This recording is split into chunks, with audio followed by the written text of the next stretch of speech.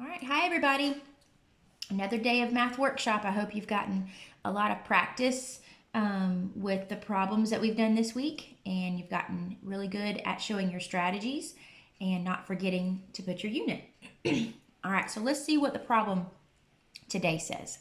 It says Riley read some books about St. Patrick's Day. So we're talking about Riley, and she read some books. Does it tell us how many books? Nope, it says some, so I bet you that's what we're going to be solving for again. Let's continue on with our story.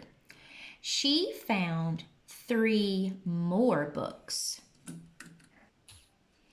All right, so let's continue on. It says she found 3 more books and read those too. Oh, so she read some books and then she read 3 more books. Okay. She has now read 5 books. How many did she read to begin with?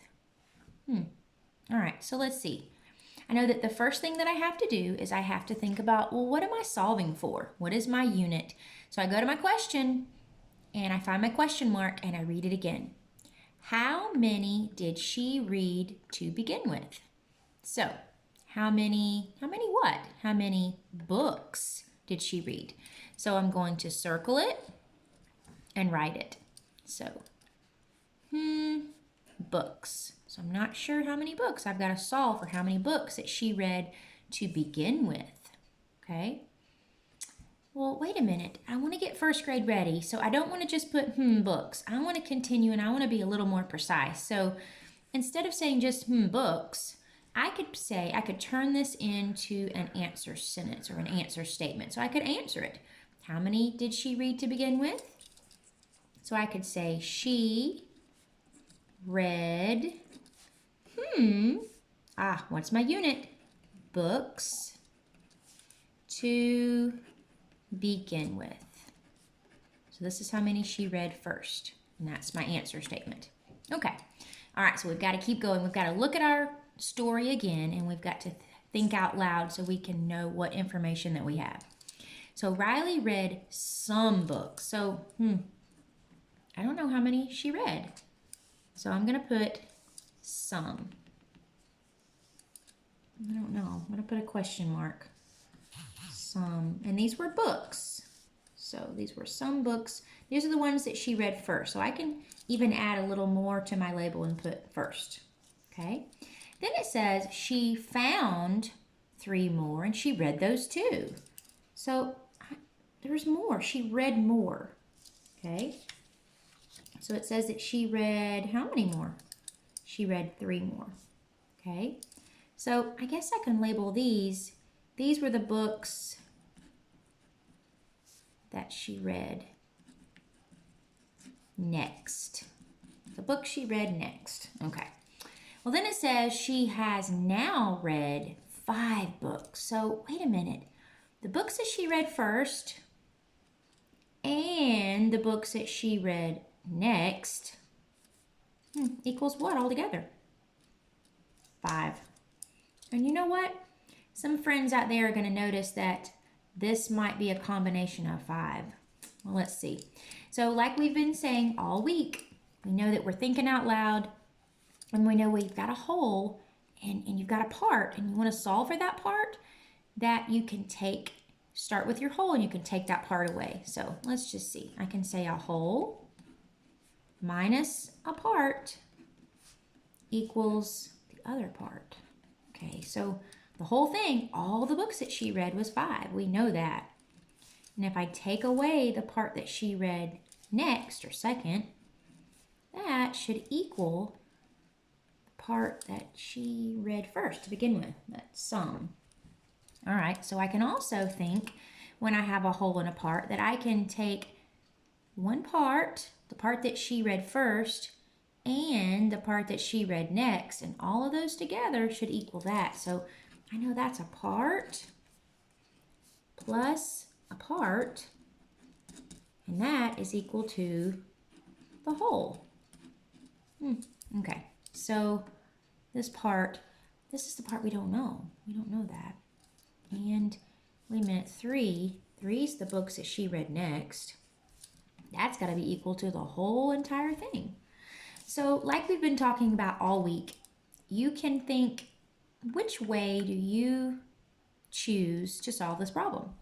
You can subtract, you can count back to subtract, or you can count on. So we've modeled both of those this week. So I think I'm gonna do, I like this one. I know that when I count back, I go this way on a number line, and I've gotten really good with a number line. So I know that I don't have to fill in all my numbers on a number line. I can only fill in the ones that I need. And that when I subtract, I have to start with my whole.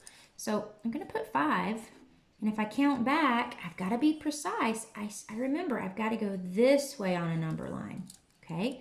And I'm gonna count back, let's see, I'm gonna count back 3. That's the books that I read next, so let's go this way. So there's one book.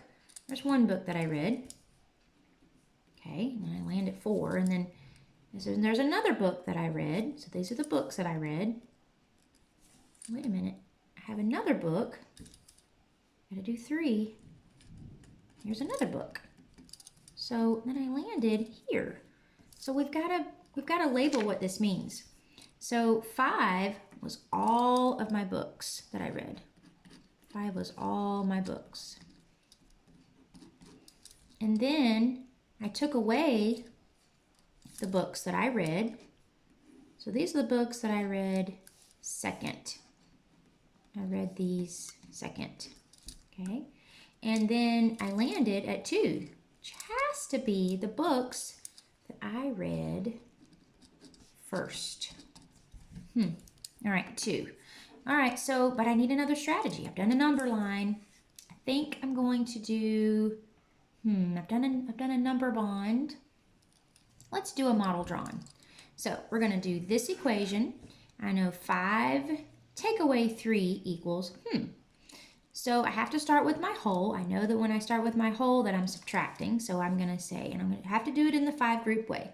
So 1, 2, 3, 4, 5. In real life, that's all the books that Riley read.